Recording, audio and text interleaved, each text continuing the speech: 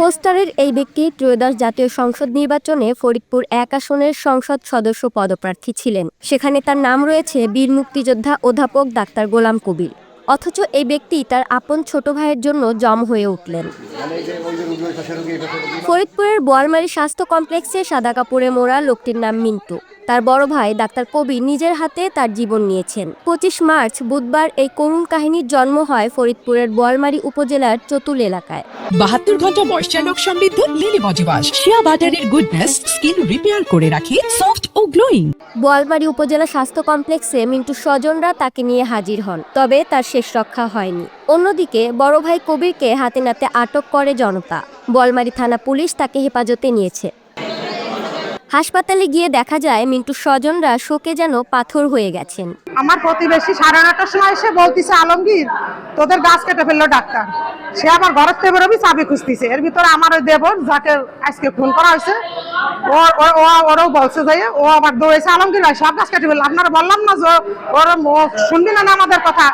পরে দুই ভাই গেছে একসাথে যাইয়ে কথা বলতেছে। আমার হাজবেন্ড কথা বলার পরে সে কথা বলতেছে পাশের, সে ছিল পাশে, বলছে তুই কথা বলিস না, তুই কথা বললি বড় আকারের বাইরে যাবে না, উনি ওনার মাথা ঠিক নাই।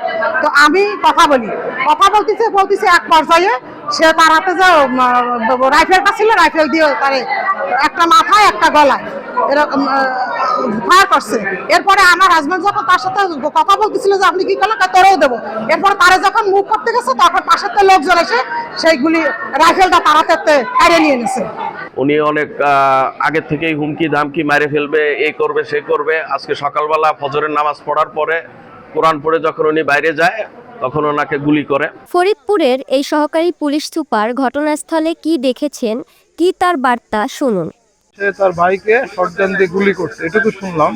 শোনার পরে আমি ঘটনাস্থলে আসার পথে আমি ভিকটিমকে দেখে আসলাম।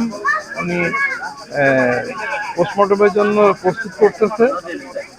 এলাকা ভিজিট করলাম এবং ঘটনাস্থলে ভিজিট করে আমি দেখলাম যে সামান্য জমি জমা নিয়ে তাদের যে বিরোধ আগে থেকে চলে আসতেছে, সেই বিরোধের জোর ধরে সকালে গাছ কাটা নিয়ে মিন্টু গাছ কাটতেছিল। তখন উনি বাড়ির থেকে আসার পথে তার শটগান লাইসেন্স নিয়ে এসে তর্কতর্কির এক পর্যায়ে গুলি করছে। গুলি করার কারণে মিন্টু মারা গেছে এবং ঘটনায় এলাকায় খুব হৃদয় বিদারক কাহিনী, যেটা এলাকার মানুষের ভিতরে চোখের জল আসছে এবং আমিও তাদের সাথে সমবেদনা প্রকাশ করছি এবং সবাইকে অনুরোধ করছি এই ভাই এই ধরনের বা বাপ ছেলে বা চাচা ভাতিজার সাথে এই ধরনের খুন যেন আর না আসে।